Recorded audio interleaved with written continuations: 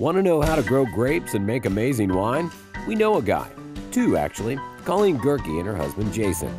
And so I was like, oh, grapes would look pretty along the driveway. So we started planting grapes and it got totally out of control. Bonded winemakers since 2005, they have a unique approach to doing what they do, and they agreed to let us lend them a hand. Our first job, feed the sheep. The Gerkes use the sheep as natural lawnmowers, keeping the grass beneath their grapevines nicely trimmed. That sheep sounded weird. Sheep fed, we moved on to another important part of winemaking, tying up vines to ensure the grapes remain in full sun as much as possible. Angie and I tried to help put a dent in the workload. And by Angie and I mean I. Wait, Alex, you're doing a really good job. Thanks, Angie. You are talking up a storm. You know, Sawyer, this is exactly what it's like at the news station. I do all the work. Angie just sits around and talks.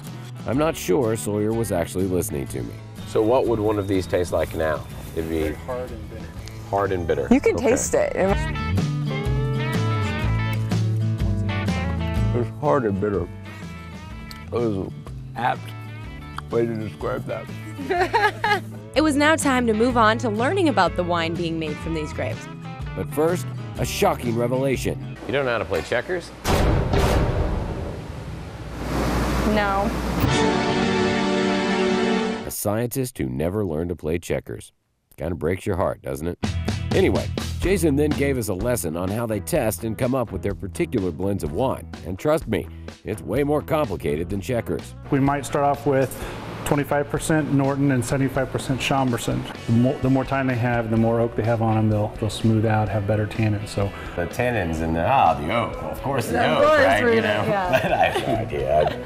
A lot of great knowledge coming out of this little winery just minutes outside of St. Joe, and they're more than happy to share it with all of their visitors and us for this installment of Off the Desk.